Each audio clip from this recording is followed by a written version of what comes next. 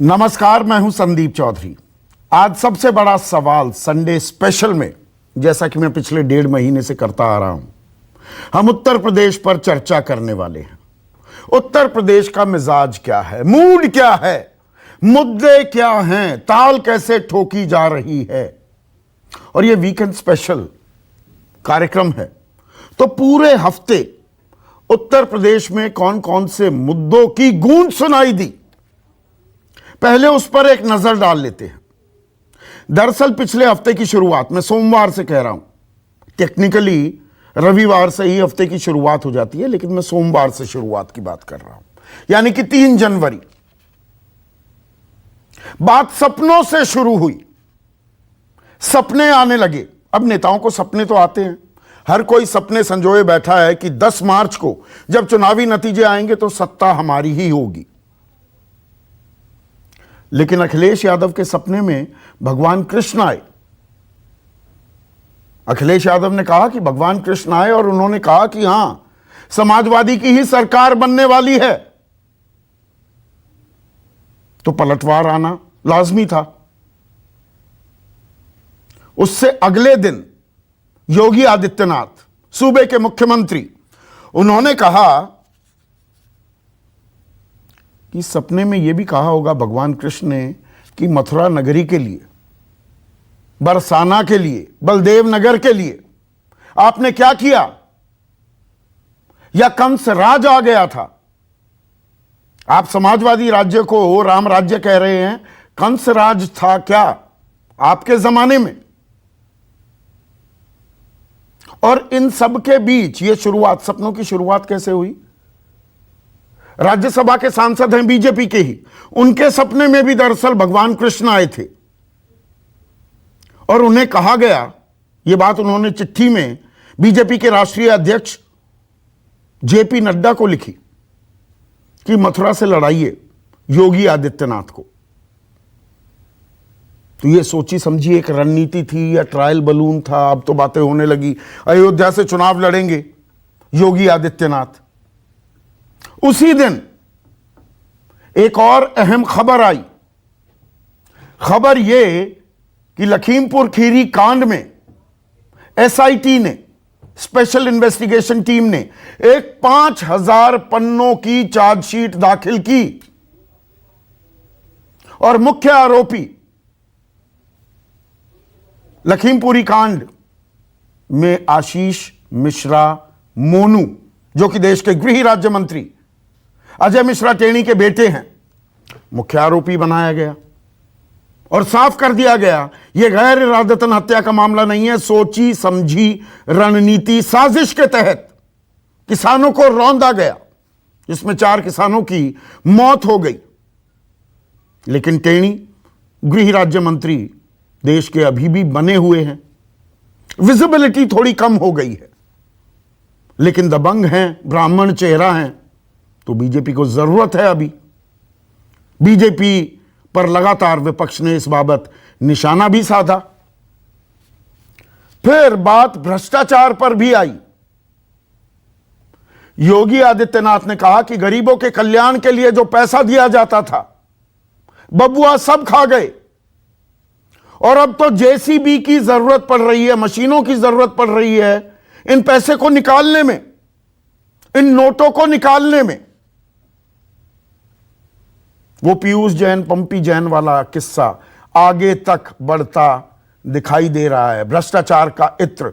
पर वो इत्र किसका है, ये अभी सामने नहीं आया है। लगे हाथों जेपी नड्डा ने परिवारवाद का मुद्दा फिर से उठाया और ये पुराना मुद्दा है, लेकिन फिर से ये सेंटर स्टेज पर आता दिखा। और उत्तर प्रदेश की बात हो, युवाओं की बात ना हो, महिलाओं की बात ना हो, ऐसा कैसे हो सकता है। कांग्रेस लगातार महिलाओं पर केंद्रित अपनी चुनावी रणनीति को आगे बढ़ाती दिख रही है। 40% महिला उम्मीदवार होंगे, यह बात तो पुरानी हो गई, लेकिन लड़की हूं, लड़ सकती हूं। इसके तहत मैराथन का भी आयोजन किया गया अलग अलग जगह, लेकिन यह उल्टा भी पड़ा। बरेली में मैराथन का आयोजन हुआ, अफरा तफरी मच गई। और यह सब तब हो रहा था पिछले हफ्ते लगातार कोरोना के मामले फिर से तेजी पकड़ते दिख रहे थे और हम न्यूज 24 पर यह सवाल लगातार उठा रहे थे, भीड़ पर पाबंदी क्यों नहीं लगाई जाती, रैलियों को रोका क्यों नहीं जाता, नुक्कड़ सभाओं को क्यों नहीं रोका जाता। आम आदमी के लिए कर्फ्यू, पाबंदियां, थर्मल स्क्रीनिंग, लेकिन रैलियों के लिए कुछ नहीं। तो कांग्रेस को बैकफुट पर आना पड़ा और अपनी रैलियां रद्द की। उत्तर प्रदेश में सबसे पहले सिर्फ उत्तर प्रदेश में, और कहीं रैलियां रद्द नहीं की गई। अखिलेश ने भी यह मुद्दा उठाया कि योगी राज में महिलाएं असुरक्षित हैं, लेकिन आम आदमी भी सुरक्षित है क्या? यह सवाल पीछे कहीं बैकग्राउंड में लहरा रहा था। और 6 तारीख आते आते राजनीतिक दलों को थोड़ी अक्ल भी आई कि देखिए, इतनी रैलियों से, ऐसी भीड़ इकट्ठी करने से जनता की जान जोखिम में डाली जा रही है। तो समाजवादी पार्टी ने अपनी विजय रथ यात्रा रोक दी, विराम लगाया। 7, 8, 9 को जो रैलियां थी, अखिलेश यादव की जो यात्राएं थी, उस पर रोक लगा दी। बीजेपी ने भी यही किया। हालांकि नितिन गडकरी और राजनाथ सिंह, नितिन गडकरी अयोध्या में, राजनाथ सिंह उत्तरकाशी में रैली करते दिखाई दिए। पंजाब में रैलियां चलती रही सभी की।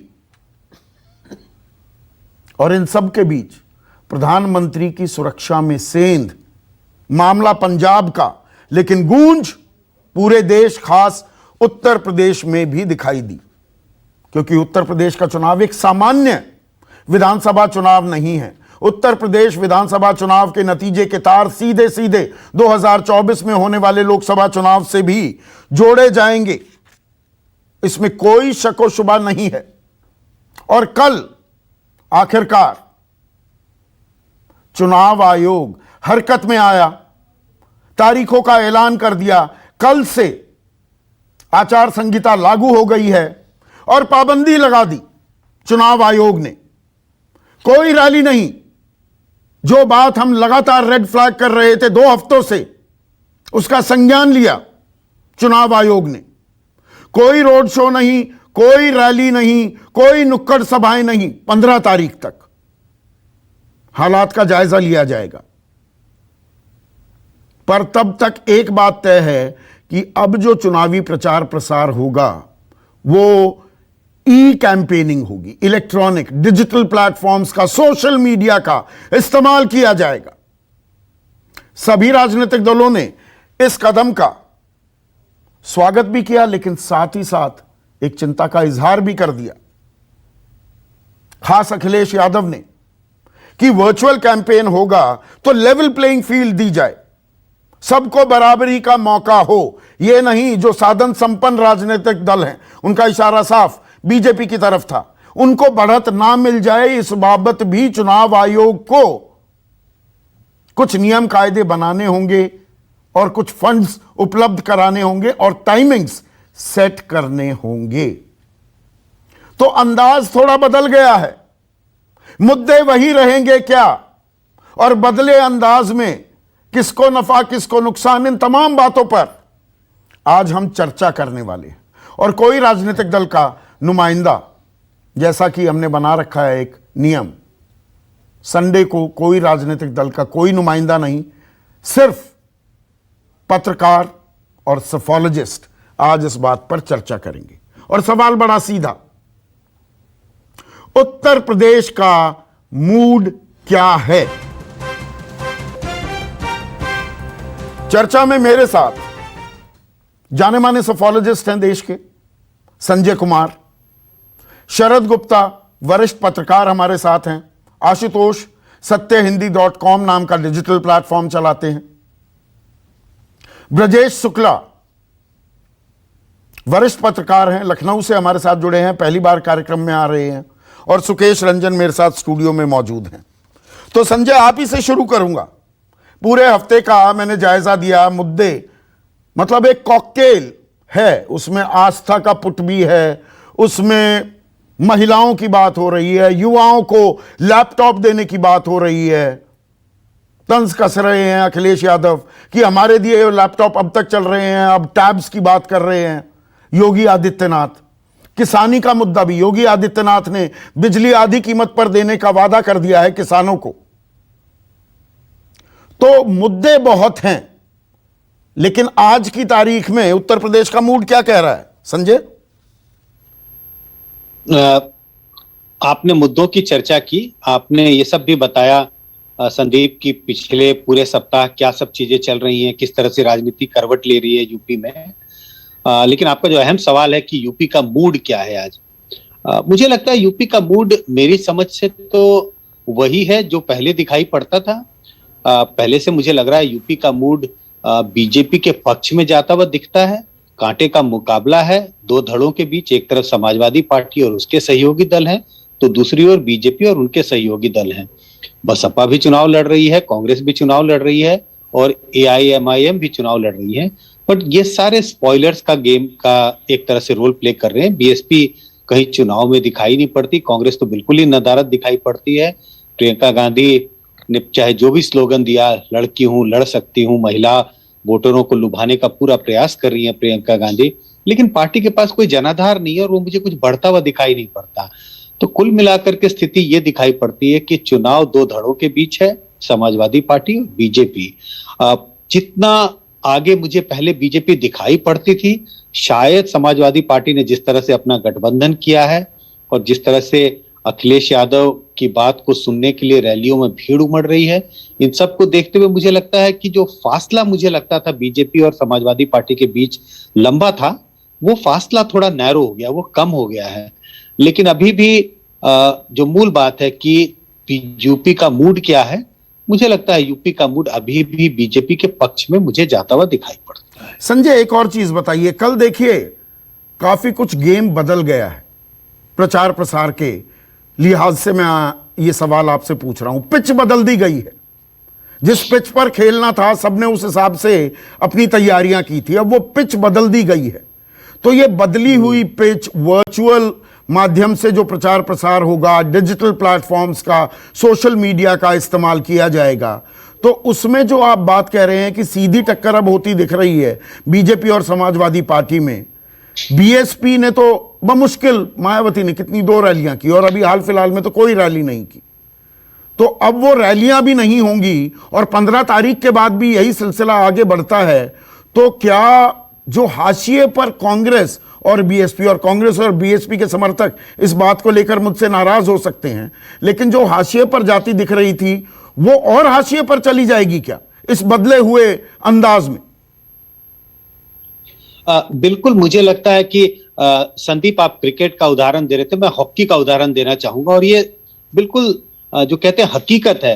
इंडियन हॉकी टीम एक समय इतनी मजबूत होती थी, वो वर्ल्ड कप जीतती थी, वो सारे टूर्नामेंट जीतती थी, लेकिन इंडियन हॉकी कब से कमजोर पड़ी?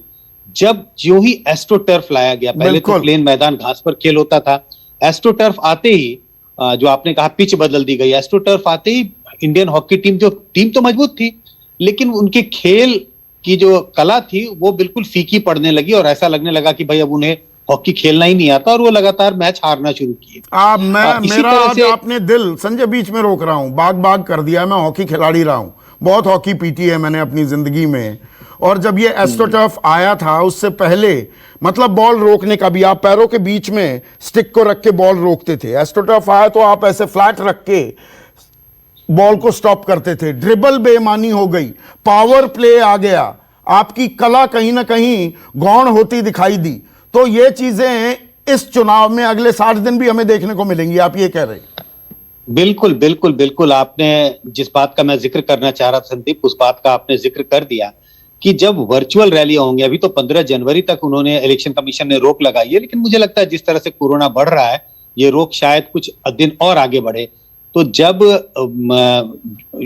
जो वास्तविक रैलियां वो नहीं होंगी और वर्चुअल रैलियां होंगी, तो इसका सीधा सीधा फर्क पड़ेगा। जो लेवल प्लेइंग फील्ड उस तरह का नहीं रहेगा जिस तरह का होना चाहिए। बड़ी पार्टियों को इसका फायदा होगा और छोटी पार्टियों का इसका नुकसान होगा। और मैं एक और उदाहरण देना चाहूंगा, जब से ये ऑनलाइन क्लासेस का सिलसिला शुरू हुआ है कोरोना के समय में, आप देखें कि प्राइवेट स्कूल के बच्चों में तो लेवल प्लेइंग फील्ड रहा। उनके बच्चे संपन्न परिवार से आते हैं, उनके पास लैपटॉप है, मोबाइल फोन है, इंटरनेट कनेक्शन है, लेकिन सरकारी स्कूलों में क्या हालत हुई है? सरकारी स्कूल के बच्चों के पास ना तो लैपटॉप है, ना मोबाइल फोन है। एक घर में मोबाइल फोन है तो इंटरनेट कनेक्शन नहीं है। तो वही शिक्षा जो प्राइवेट स्कूल के बच्चों को मिल रही है और सरकारी स्कूल के बच्चों को मिल रही है, उसमें आसमान जमीन का फर्क है। तो लेवल प्लेइंग फील्ड बिल्कुल। और जब वो 12th के एग्जाम होंगे, बोर्ड के एग्जाम होंगे, दोनों को एक ही इम्तिहान देना है, दोनों को एक ही प्रश्न पत्र आएंगे, तो लेवल प्लेइंग फील्ड बिल्कुल एक तरह से बराबर नहीं रहा। यही हालत कुछ ना कुछ चुनाव में भी होने वाली है। बड़ी पार्टियों को इसका फायदा होगा, उनके पास ऑलरेडी सिस्टम सेटअप है। लेकिन जो छोटी पार्टियां हैं, जिनको इसका अनुभव नहीं है और इतने कम समय में ना तो अनुभव है ना संसाधन है, इतने कम समय में उनके लिए इस तरह का अनुभव जुटाना, इस तरह का संसाधन जुटाने में दिक्कत होगी। तो लेवल प्लेइंग फील्ड में कुछ ना कुछ गड़बड़ हो। चिंताएं बिल्कुल, मुझे लगता है अखिलेश यादव की चिंताएं बिल्कुल वाजिब है, वाजिब है, बिल्कुल वाजिब है। आशुतोष, आकलन कुछ बदला है क्या? पिछले हफ्ते का घटनाक्रम, बड़ी खबरें, जो आरोप प्रत्यारोप थे, वो फेहरिस्त मैंने गिनवा दी। आकलन कुछ बदला है क्या उत्तर प्रदेश के मूड को लेकर? नहीं, मैं संजय की राय से बिल्कुल सहमत नहीं हूं। उत्तर प्रदेश के अंदर भारतीय जनता पार्टी एक बहुत ही डीप ट्रबल में है। मैं इस शब्द का बार बार इस्तेमाल करता हूं। और अगर गोरखपुर की भाषा में बात करें तो बीजेपी फंसी हुई है वहां पे, और बुरी तरीके से फंसी हुई है। इस बात को हमें स्वीकार कर लेना चाहिए कि दरअसल होता क्या है कि हमारे जब से भारतीय जनता पार्टी नरेंद्र मोदी का शासन आया है, तब से ये सच्चाई बहुत सारे लोग एक्सेप्ट नहीं कर पाते हैं कि भारतीय जनता पार्टी नरेंद्र मोदी हार भी सकते हैं। हकीकत यह कि 2017 के बाद भारतीय जनता पार्टी 10 राज्य हार चुकी है या बहुमत का आंकड़ा नहीं ले पाई है। तो पहली बात यह। दूसरी बात है, लोगों का यह भी कहना है कि दरअसल इतना ज्यादा कांग्रेस पार्टी का, माफ करिएगा, बीजेपी का बेस वोट इतना ज्यादा है कि दूसरी पार्टियां वहां तक पहुंच नहीं पाती हैं। मैं उनको बताना चाहता हूं कि 2012 में भारतीय जनता पार्टी का जो बेस वोट था वो 14% था, सिर्फ 14% विधानसभा के चुनाव में। और 2 साल के बाद वो बेस वोट बढ़ के 42-43% हो जाता है, यानी 28% का जंप आता है। तो अगर बीजेपी के बेस वोट में अगर 28% का जंप 2 साल में आ सकता है, तो समाजवादी पार्टी का जो मैक्सिमम वोट है वो 30% के आसपास जब मिलता है तो वो सरकार बनाते हैं। पिछली बार के चुनाव में 24% के आसपास उनके पास था, जब विधानसभा की अगर हम बात करें तो उसमें बड़े आराम से क्यों नहीं 14-15% का उछाल आ सकता है। दूसरी बात, मुझे लगता है कि वो उछाल इस बार आने वाला है और उसको देखने की जरूरत है। तीसरी बात, भारतीय जनता पार्टी की जो स्थिति उत्तर प्रदेश के अंदर है, ये महज इत्तेफाक की बात नहीं है कि जेपी नड्डा और इसके अलावा अमित शाह और साथ ही साथ राजनाथ सिंह, इन 3 बड़े कद्दावर नेताओं को उत्तर प्रदेश के अंदर जो है वो बूथ मैनेजमेंट की जिम्मेदारी अलग अलग जिलों में दी गई है। यह अप्रत्याशित है, यह ऐतिहासिक है और यह दर्शाता है कि भारतीय जनता पार्टी को ग्राउंड लेवल पर भी जिस तरीके के कोऑर्डिनेशन की जरूरत है और जिस तरीके से कार्यकर्ताओं के बीच में उत्साह की जरूरत है, उसकी शायद कमी पड़ रही है। इसलिए इतने बड़े नेताओं नहीं, इसका मैं पलट कहूं, अगर आशुतोष यही यूएसपी है, 24/7 इलेक्शन मशीन है बीजेपी, और वो हर पहलू, किसी भी चीज को इग्नोर नहीं करती है, वो पूरी ताकत झोंक देती है।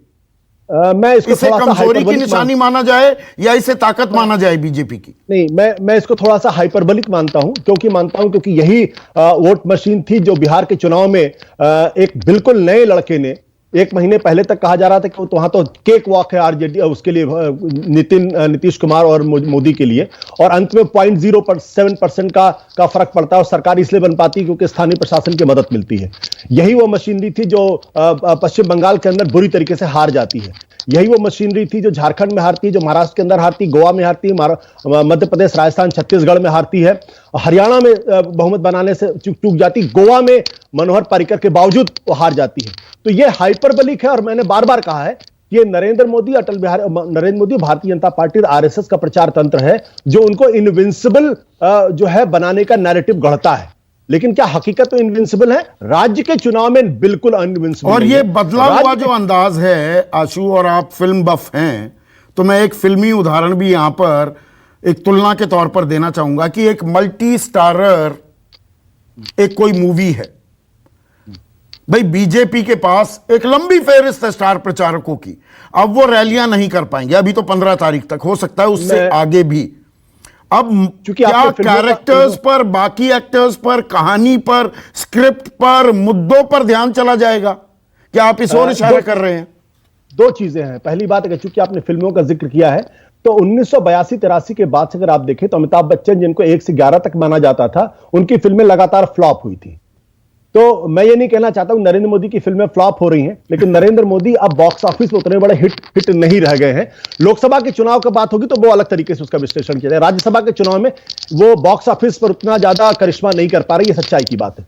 दूसरी बात जो महत्वपूर्ण बात यह है कि आज बीजेपी के नैरेटिव में जो नयापन था, जो अनोखापन था, वो आपको 2014 में दिखता है, 15, 16, 17 में दिखता है, और 2019 आते आते उसमें थकान आ जाती है और आपको पुलवामा और बालाकोट की मदद लेनी पड़ती। आज वही नैरेटिव है, उसमें कोई नयापन बिल्कुल नहीं है। तो जो वोटर के मन में 5 साल योगी आदित्यनाथ की सरकार ने डिलीवरी क्या की है, इसका उनको जवाब देना है। और अगर इसका जवाब नहीं मिलेगा तो मैं कह सकता हूं कि हिंदुस्तान के बहुत बड़े बड़े सफोलॉजिस्ट और पंडित्स इस बार उनको मुझे लगता है कि थोड़ी सी निराशा का सामना करना पड़ सकता है। ठीक है ब्रजेश शुक्ला, आपका आकलन क्या है? अभी तक 1.5 महीने से जो हम ये वीकेंड शो कर रहे हैं, संडे को ये स्पेशल करते हैं, यूपी का मिजाज, यूपी का मूड जानने की हम जो कोशिश करते हैं, विश्लेषण करते हैं, उसमें एक बात साफ है, कंटिन्यूअस जो एक ट्रेंड दिख रही है कि बीजेपी बढ़त बना रही है। फिर बात ये हुई, अब ये सीधी सीधी टक्कर हो गई है बीजेपी समाजवादी में। मुकाबला कड़ा तो है, लेकिन बीजेपी कंफर्टेबल एज लिए बैठी है। आपका आकलन क्या है आज की तारीख में? संदीप जी, ये जो भारतीय जनता पार्टी जब तैयारी शुरू कर रही थी, मुझे याद है जून में, तो लगता था कि बहुत ज्यादा इसमें काफी आगे है। लेकिन ये होता था कि साहब अखिलेश यादव निकल नहीं रहे हैं, अखिलेश यादव मैदान नहीं आना चाहते, लेकिन मैदान में आए और बड़ी बड़ी जनसभाओं को संबोधित। अब हम ये समझते हैं कि सीधे लड़ाई है बीजेपी और अखिलेश यादव के बीच या सपा के बीच में। लेकिन एक चीज इसमें हम भूल जाते हैं कि हम बसपा को बिल्कुल किनारे कर देते हैं। बसपा मायावती नहीं निकली, ये उनकी ये चूक थी कि उनके आप पूरे चुनावी प्रचार को देखें पिछले, तो ये पता चलता है कि साहब वो हमेशा जब टिकट बढ़ जाते थे, प्रत्याशी खड़े कर दे हो जाते थे, तो हर जिले में एक रैली करती थी। आप पूरा 1991 से लेकर अब तक का देखें, कभी वो बीच में नहीं, ये नहीं कि कोई पहले से प्रचार कर रही हैं, वो हर जिले में एक रैली करती थी, सारे प्रत्याशी वहां इकट्ठा होते थे, उसके बाद उसकी तैयारी वो करते थे और वो एक रैली करके वो चली जाती थी। अब यहां क्या है, यहां पर ये चूक गई, ये समझती थी कि वही करेंगे, लेकिन ये अब लग गया है वर्चुअल चुनाव प्रचार होगा, वो रैली नहीं कर पाएंगी। लेकिन इसका मतलब ये नहीं है, मैं अभी चुनावी दौरे में गया था ग्रामीण क्षेत्रों में, और मैंने जो उनका वोटर है, कोर वोटर, अन्य वोटर तो किसका है, पिछड़ा वोट जो उनके साथ लगता था वो किसका है, किसकी तरफ किसका है साथ नहीं, ब्रजेश बाबू, किसकी तरफ किसका है?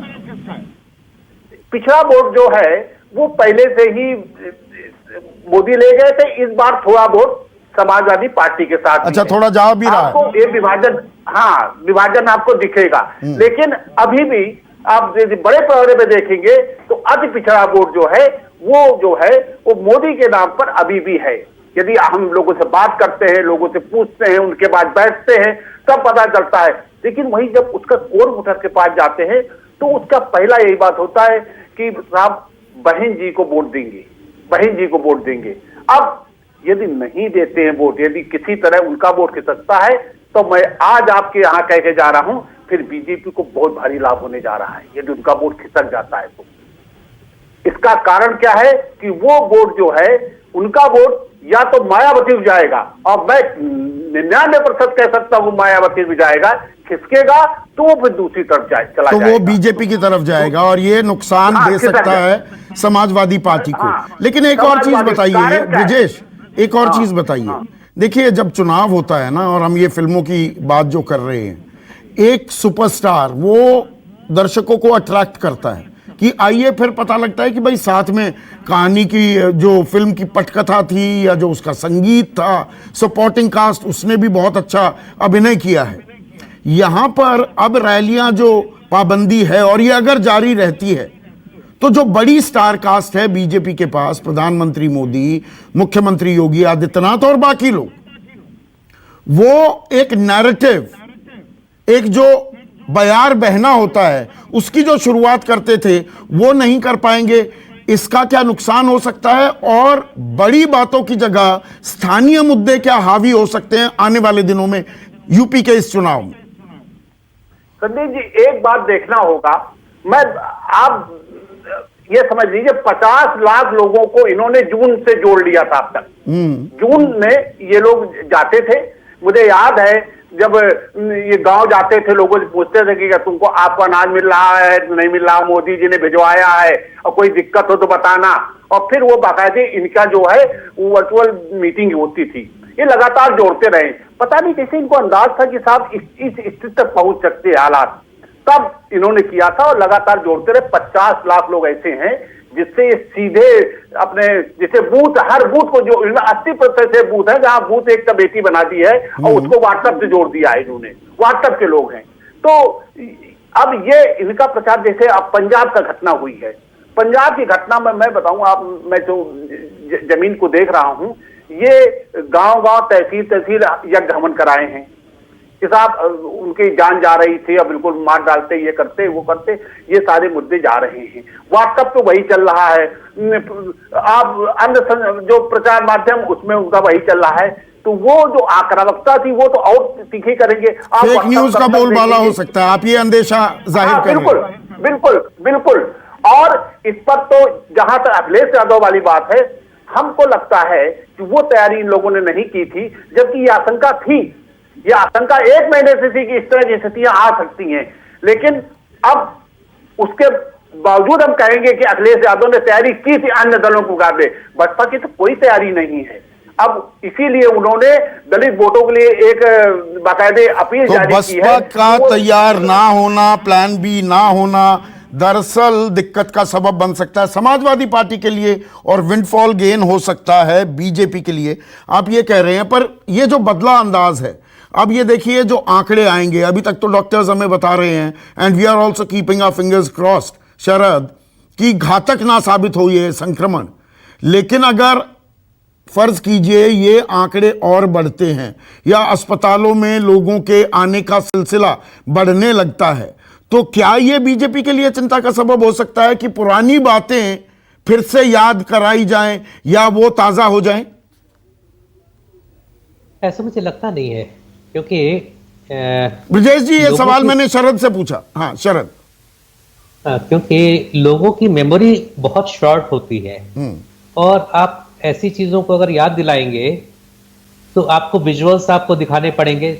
जब आप रैली कर नहीं पा रहे हैं, आपको वर्चुअल माध्यम से करना है। और जैसा अभी ब्रजेश जी बता रहे थे, एक्चुअली बीजेपी का प्रचार तंत्र अभी से नहीं, 2012-13 से जब उन्होंने उत्तर प्रदेश में अमित शाह ने संभाला था, उसी के बाद से उन्होंने बूथ लेवल कमेटियां बना दी थी। पन्ना प्रमुख, बूथ लेवल कमेटी, और जो जिस व्हाट्सएप ग्रुप्स की बात कर रहे हैं, तो वो पहले से किसी हद तक बने हुए थे, और इतने ज्यादा बने हुए थे। जिस फेक न्यूज की आप बात कह रहे हैं, तो 2017 के चुनाव में अमित शाह जी ने एक अपने जो पार्टी के कार्यकर्ता थे उनकी बैठक में बताया भी था कि सब कई बार हमारी जो व्हाट्सएप ग्रुप्स है उसमें अगर कोई गलत सूचना चली भी जाती है तो इतना तेजी से फैलती है, मालूम चलता है। उन्होंने एक उदाहरण भी दिया था कि मुलायम सिंह यादव और अखिलेश यादव के बीच कोई झगड़ा हुआ था, और कोई व्हाट्सएप का कार्यकर्ता था जिसने ये गलत सूचना प्रसारित कर दी थी, और इससे पहले कि उसको रोका जाता वो पूरे प्रदेश में फैल चुकी थी। और सारे जितने बीजेपी के कार्यकर्ता थे सब ये मान के चल रहे थे कि साहब इनके बीच में हाथापाई हुई है, जो उस कार्यकर्ता ने गलत तरीके से डाल दिया था। तो ये एक ट्रायल बलून था, और ये जो पंजाब वाला है ये सेकंड ट्रायल बलून था, कि जो पंजाब में हुआ उसका असर आप उत्तर प्रदेश में देख रहे हैं। और वो बिल्कुल एकदम उनके जो व्हाट्सएप ग्रुप्स हैं, जो फेसबुक है, ट्विटर है, पूरा सोशल मीडिया एक तरीके से बीजेपी डोमिनेटेड हो चुका है। उसमें न बीएसपी काउंटर कर पा रही है, न कांग्रेस थोड़ा बहुत काउंटर करती है, और समाजवादी पार्टी भी उस लेवल पे नहीं है। नहीं, ये आरोप तो मेन स्ट्रीम मीडिया पर लगता था कि बीजेपी की बोली ज्यादा बोलता है main stream media. Social media पर विपक्ष को भी आवाज, उसकी आवाज भी, उसके मुद्दे भी सुनाई देते हैं। आप कह रहे हैं सोशल मीडिया भी टोटली डोमिनेटेड है बीजेपी से। बिल्कुल बिल्कुल, सोशल मीडिया मेनली जो बीजेपी जिस तरह से काम करती है, तो वो आपको फेसबुक और ट्विटर के से कहीं ज्यादा व्हाट्सएप ग्रुप्स के जरिए, तो व्हाट्सएप ग्रुप्स में जो मटेरियल जाता है, मुझे खुद एक सांसद ने बताया था कि साहब हमसे कहा गया था कि आप अपने बूथ लेवल तक बनाइए सारे ग्रुप्स, और जब बन गए तो उनके किसी कार्यकर्ता ने उनसे पूछा कि सर आप किसी ग्रुप में हैं, आप देखते हैं कि उसमें क्या आ रहा है? तो उन्होंने कहा हूं तो नहीं, आप भेजिए। तो मालूम चला कि उसमें जिस तरीके की चीजें आ रही थी, वो खुद सांसद ने कहा कि इस तरीके की चीजें तो मेरे लिए भी पैलेटेबल नहीं है। तो वो फेक नैरेटिव बनाना सोशल मीडिया के जरिए, व्हाट्सएप ग्रुप्स के जरिए, तो वो जिस तो पार्टी आप कह रहे हैं नैरेटिव बनेगा अब सोशल मीडिया वर्चुअल माध्यम के जरिए, या मुद्दों की भी चर्चा होने लगेगी? जो दरअसल बड़े बड़े बयान को लेकर, हम टीवी चैनल वाले भी इसके लिए जिम्मेदार हैं कि 2 बयान को लेकर ही पूरे दिन खबर चलती है और शाम को हर कोई चैनल में टॉक शोज होते हैं, बस वो एक मुद्दा ही जैसे लोग इसी पर बात करना चाहते हैं, या मुद्दे भी हावी होने लगेंगे? अब मैं ये जानना चाह रहा था आपसे। देखिए, अब हर गांव में हर आदमी के पास स्मार्टफोन है, और उनको अब मेन स्ट्रीम मीडिया जिसको कहते हैं उसकी जरूरत नहीं है। उनके पास अल्टरनेटिव मीडिया भी है, यूट्यूब चैनल्स भी देखते हैं वो, और उनको सारे चीजों की हकीकत मालूम है। लेकिन फिर भी कहीं ना कहीं जो ये व्हाट्सएप ग्रुप्स हैं, वो जो साइकी लोगों की अफेक्ट करते हैं, उसका अभी तक अपोजिशन के पास कोई तोड़ नहीं है।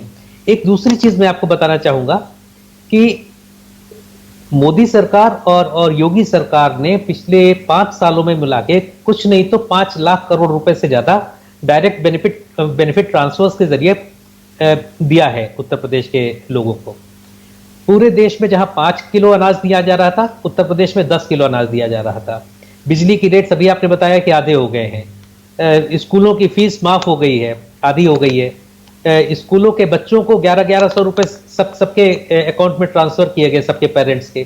तो इतना कुछ दिया गया है, तो मुझे लगता है कि कहीं ना कहीं उसका असर भी होगा, और अखिलेश को अभी उसको मैच करने में कुछ समय लगेगा, क्योंकि जब लोगों के पास सीधे पैसे पहुंचते हैं तो उसका असर तो होता है। जन कल्याणकारी नीतियों का फायदा हो सकता है, पर सुकेश, अब जो ये बदला हुआ अंदाज भी है, और जो ये मुद्दे हैं, कल हम चर्चा कर रहे थे कि ये पब्लिक है, ये सब जानती है, तो अब लोगों के बीच अब नेताओं को जाना पड़ेगा समझाने के लिए। तो क्या मुद्दे हावी होने लगेंगे आने वाले 1 महीने में? 10 तारीख से पहले चरण का मतदान होगा 58 सीटों पर पश्चिमी उत्तर प्रदेश की। अब मुद्दों की गूंज सुनाई देगी, या वर्चुअल वर्ल्ड के जरिए नैरेटिव क्रिएट किया जाएगा? देखिए, आपने हॉकी की चर्चा आपने कर दी और फिल्म की भी चर्चा कर दी आपने, तो मैं एथलेटिक्स की चर्चा शुरू करता हूं। जो एथलीट हैं या एथलेटिक्स समझते हैं, वो समझेंगे कि ये चुनाव जो होता है वो 1500 मीटर की रेस होती है, जिसमें स्ट्रेंथ चाहिए, स्टैमिना चाहिए, स्ट्रैटेजी चाहिए और स्पीड चाहिए। ये चुनाव इन चारों का मिश्रण होता है। ऐसा नहीं है कि इन 2 महीनों में कोई नैरेटिव गढ़ दिया जाएगा और वो परकोलेट करके नीचे तक जाएगा, और इन 2 महीनों में सब कुछ जो किया जाएगा उसके हिसाब से नतीजे आ जाएंगे। अगर 5 साल के कामकाज से जनता खुश नहीं होगी, बीजेपी के कामकाज से, तो लाख नैरेटिव गढ़ लिया जाए, वो काम नहीं करने वाला है।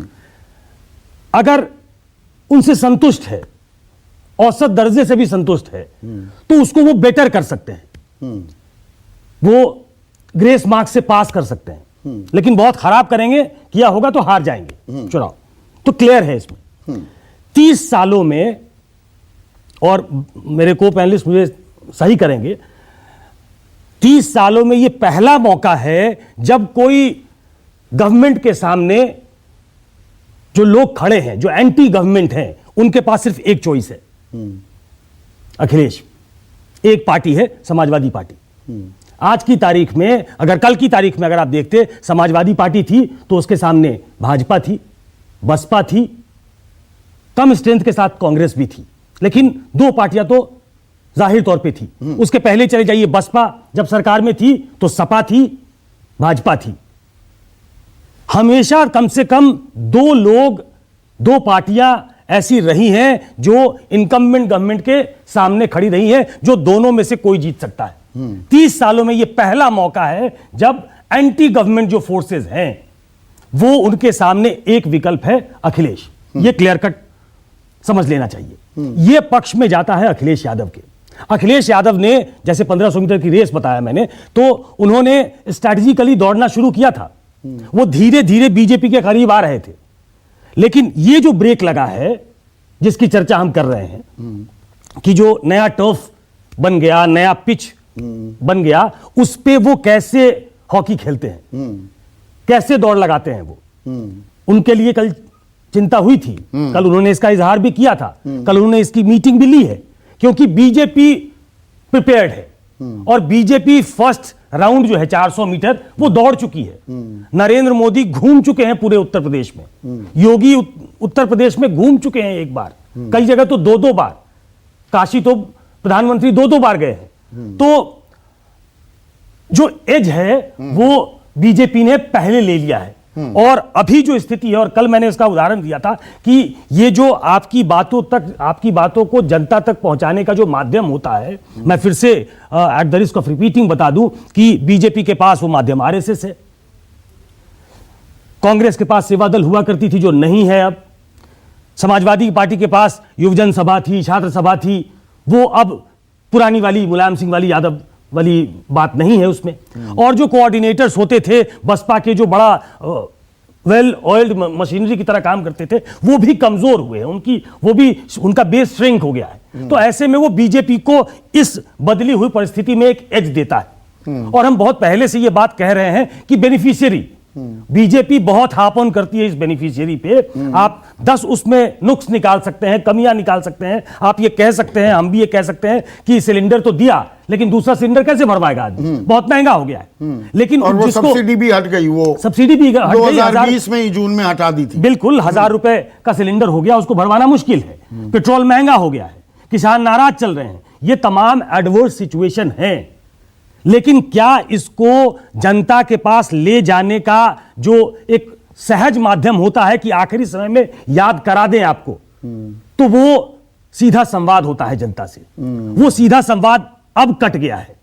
अब आपको वर्चुअली आप डोर टू डोर जाके नहीं कर सकते हो, ये प्रैक्टिकली पॉसिबल नहीं है। आपके पास वो मशीनरी नहीं है विपक्षी दलों के पास कि आप जनता के पास जाकर ये बात बता दे। अब जनता बिल्कुल हराने पे आमादा हो जाए, तो वो मुझे लगता है कि वो ग्राउंड पे दिखना चाहिए कि बीजेपी को हराने के लिए जनता एक टांग पे खड़ी है। ये एंगर दिखता है, वो एंगर अभी ग्राउंड पे नहीं दिखता। बीजेपी के खिलाफ लोग बोलते हैं, आशुतोष कह रहे थे 2017 से 10 राज्यों के चुनावी नतीजों का उन्होंने जिक्र किया, वो एंगर कहीं दिख नहीं रहा था ऐसा बीजेपी के खिलाफ। और 2019 के लोकसभा चुनाव इस बात की तस्दीक करते हैं। पर विधानसभा में हार का सामना करना पड़ा, या जो बहुमत का आंकड़ा था कि भाई 75 पार हरियाणा में आई सीटें 40, 65 पार झारखंड में सीटें आई 25, 200 पार पश्चिम बंगाल में सीटें आई 75। ये स्टेट वाइज बात करते हैं इन अ नटशेल। आप झारखंड की बात करें, झारखंड में जो पत्रकार गए थे उन्हें मालूम था कि बीजेपी की स्थिति वहां खराब है। जब मुख्यमंत्री हार गए चुनाव, तो बीजेपी की स्थिति खराब थी। लक्ष्य हमेशा बीजेपी ऐसा रखती है, एक नैरेटिव सेट करने की कोशिश करती है कि हम तो जीत ही रहे हैं। वही उन्होंने काम हरियाणा में किया था। तो यह बात जरूर है कि नरेंद्र मोदी जो अपने लिए अचीव कर सकते हैं या कर पाते हैं, वो स्टेट्स के चुनाव में वो उनका सक्सेस का जो रेशियो है वो नहीं रहा है। लेकिन मोदी योगी को कॉम्प्लीमेंट ऐसा कर रहे हैं जो उनको एक एज देता है, ऐसा मुझे लगता है। पर यहां पर मुद्दों पर आते हैं संजय। देखिए, जन कल्याणकारी नीतियों का ब्रजेश ने भी जिक्र किया, आशुतोष ने भी जिक्र किया, शरद ने भी इशारा किया। वो एक स्ट्रेंथ है, वो ताकत है बीजेपी की।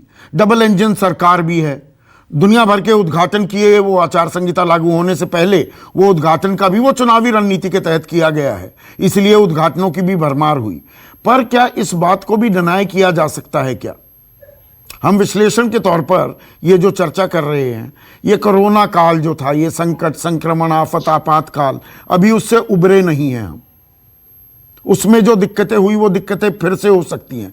रोजगार एक बड़ी समस्या है, युवा को रोजगार नहीं मिल पा रहा है, महंगाई एक कड़वी हकीकत है। तो स्थानीय लेवल पर और खास विधानसभा में इनकी गूंज ज्यादा दिखाई देती है, ज्यादा सुनाई देती है। अब यहां पर यह नहीं है ना कि राष्ट्रवाद का मुद्दा आ जाएगा तो इन मुद्दों को कोई भूल जाएगा, या ऐसा आपने देखा है अभी जो भी आपने अभी अर्ली ट्रेंड्स पकड़ी है? ये जरूर है कि राष्ट्रवाद का मुद्दा उस तरह से यूपी के चुनाव में उसकी गूंज नहीं सुनाई पड़ेगी जिस तरह से 2019 के चुनाव या लोकसभा के चुनाव में सुनाई पड़ती है, लेकिन उसी का अलग अलग तरह से रूप सुनाई पड़ता है सिक्योरिटी का। आप देखें जो हाल ही में जो घटना घटी पंजाब में और उसकी गूंज किस तरह से यूपी में सुनाई पड़ रही है। एक लार्जर नैरेटिव ये तैयार किया जा रहा है कि विपक्षी पार्टियां जब बीजेपी को चुनावी मुकाबले में हराने में सक्षम नहीं है तो वो तिगड़म का साथ ले रही है और वो इतना नीचे गिरने पे भी आमदा है कि प्रधानमंत्री को भी अटैक करने से भी बाज नहीं आते।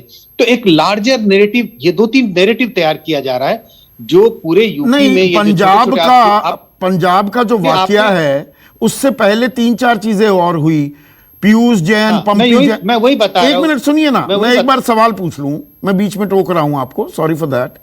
उससे पहले भ्रष्टाचार के इत्र का मामला उठाया गया, वो उतना नहीं चल पाया। किसानों की कानून वापसी कर दी गई, पर उसके बावजूद अब 5000 पन्नों की जो चार्जशीट आई है जिसमें गृह राज्य मंत्री, तत्कालीन गृह राज्य मंत्री के बेटे मुख्य आरोपी हैं। तो किसानी को लेकर नुकसान के अंदेशे के चलते ही कानून आपने वापस लिए, पर वो नाराजगी क्या पूरी नहीं गई? तो ये जो अलग अलग मुद्दे थे वो मुद्दे क्या चल नहीं पाए कि पंजाब की घटना को इतना तूल दिया गया?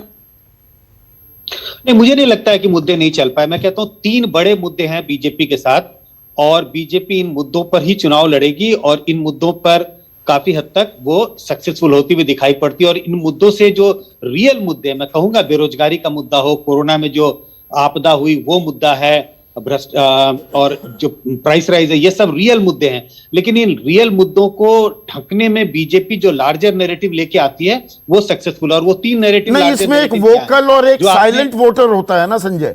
वोकल लोग कहेंगे कि हाँ ये बात बिल्कुल सही है, पर साइलेंट वोटर वो तो सब समझ रहा है, वो अपना अपना नजरिया है चुनाव देखने का। मुझे लगता है कि जिस बात की आप चर्चा कर रही है मैं उससे थोड़ा अलग हट करके देखने की कोशिश कर रहा हूं और मुझे लग रहा है ये 3 लार्जर नैरेटिव काम कर रहे हैं बीजेपी के फेवर में।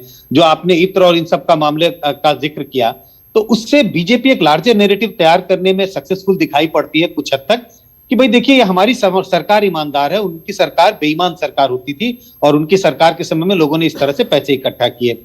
जो दूसरा मुद्दा लॉ एंड ऑर्डर का, लॉ एंड ऑर्डर, हमारी सरकार में बेहतर लॉ एंड ऑर्डर है, भले जिसको हम कहते हैं रूल ऑफ लॉ के हिसाब से सरकार चलनी चाहिए, लेकिन आम जनता जिस तरह से सरकार ने एक तरह से कानून व्यवस्था बनाने के लिए जिस तरह के स्टेटमेंट योगी आदित्यनाथ देते थे कि ठाए ठाए कर दो, ठाए ठाए मार दो, गोली मार दो, इसको जनता पसंद करती है। लोगों को लगता है हाँ नहीं, कानून व्यवस्था तो अच्छी रही है सरकार में। ठीक है, तो ईमानदार कानून व्यवस्था तीसरा मुद्दा।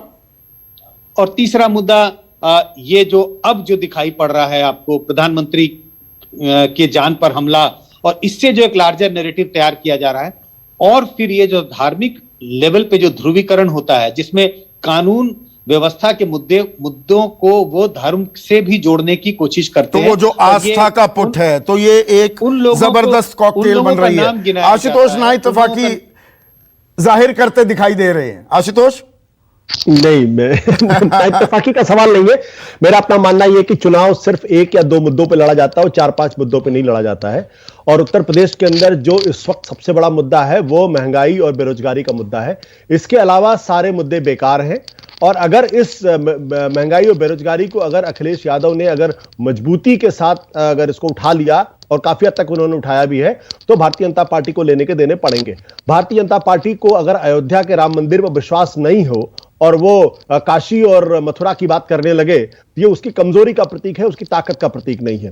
Bharatiya Janata party law and order की जो बात करती है तो ये अपर कास्ट और अपर क्लास को ये बातें चीजें महसूस होती हैं, लेकिन जब थानों में जहां पर एक बेचारा गरीब आदमी दलित तबके का और अति पिछड़ा हुआ जाता है तो वहां भारतीय जनता पार्टी की सरकार कैसी भी हो उसके साथ वही अपमानजनक व्यवहार होता है। तो ये लॉ एंड ऑर्डर का जो इश्यू है ये basically upper caste upper class का इश्यू है, ये आम जनता के बीच का उतना बड़ा इश्यू नहीं होता है, क्योंकि मेरे जैसा आदमी भी किसी थाने में जाने से 10 बार सोचता और डरता, पुलिस की वर्दी को देखकर उसको डर लगता है, और घर की महिलाओं को मैं कभी नहीं चाहूंगा कि वो थाने में जाएं और अकेले जाके बात करें। तो ये अपर क्लास का मुद्दा होता है। तीसरी बात जो सबसे महत्वपूर्ण बात यह है कि आज की तारीख में उत्तर प्रदेश में भारतीय जनता पार्टी के पास इतनी हिम्मत नहीं बची है कि अकेले योगी आदित्यनाथ को आगे रखकर चुनाव लड़ सके। उसको अंततः नरेंद्र मोदी को साथ लेकर आना ही पड़ा है। अरे उनके पास स्टार प्रचारक है तो क्यों नहीं लेकर आएंगे? चौथी बात, नहीं मैं इसलिए कह रहा हूं क्योंकि आज से 5 महीने पहले 6 महीने पहले की बात है, भारतीय जनता पार्टी ने कॉन्शियसली ये तय किया था कि नरेंद्र मोदी को उस तरीके से चुनाव में नहीं उतारेंगे जैसे पश्चिम बंगाल बता। पांचवी बात जो मैं कहना चाहता हूं कि 2017 में भारतीय जनता पार्टी के लिए सब कुछ था।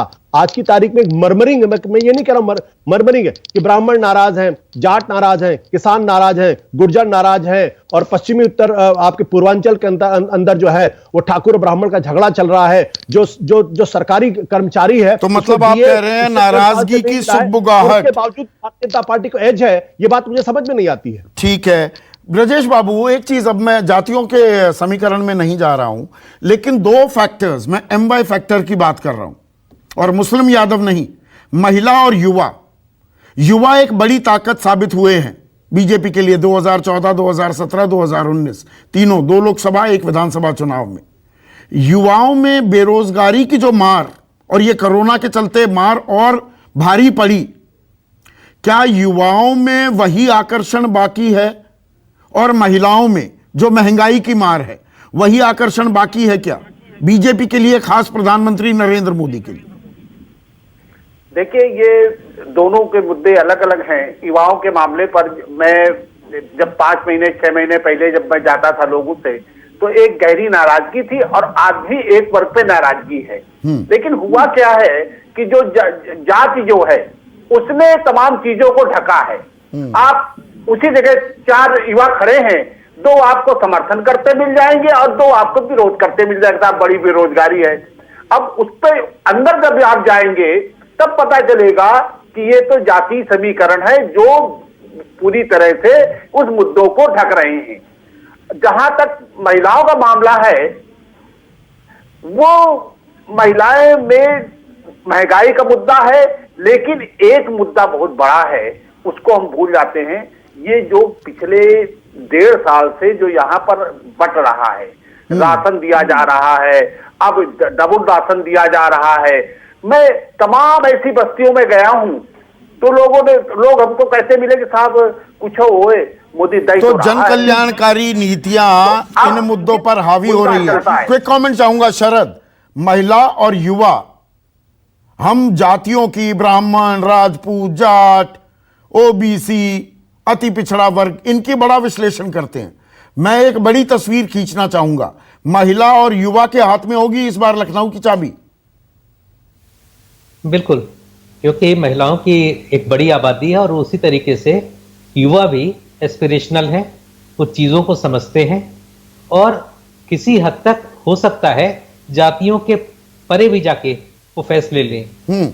तो दोनों वर्गों के, क्योंकि हम लोगों ने कई बार देखा है, चाहे वो पश्चिम बंगाल हो, वहाँ भी महिलाओं ने एक अलग वोट बैंक की तरह इस्तेमाल अपने परिवार से अलग जाके उन्होंने अपना मत का इस्तेमाल किया। इसी तरीके से युवा अपने आप में बड़ी शक्ति हैं, चीज़ें समझते हैं और वे अपने फैसले अलग से भी ले सकते हैं। जरूरी नहीं कि परिवार या जो परंपरागत तरीके तो से ये एक्स फैक्टर हो सकते हैं जिनकी चर्चा कम हो रही है। हम जाति और धर्म के आधार पर ज्यादा विश्लेषण करते हैं। महिला, युवा, इनके हाथ में चाबी हो सकती है। इनके हाथ में चाबी बहुत दिनों से है, लेकिन देखिए दोनों में फर्क करना पड़ेगा। युवाओं के बारे में अगर आप बात करें तो वो पॉलिटिकली थोड़े इन्फ्लुएंस्ड होते हैं, वो विचारधारा से इन्फ्लुएंस्ड होते हैं, उनमें क्रांति करने का एक नया मादा भी होता है, और स्वभाव से थोड़ा बिहार और उत्तर प्रदेश के युवा जो हैं वो एंटी एस्टैब्लिशमेंट हो जाते हैं कई बार। ये उनके अंदर होता है। आंदोलन यहीं से शुरू हुए हैं, इसीलिए सारे आंदोलन यहीं से शुरू हुए।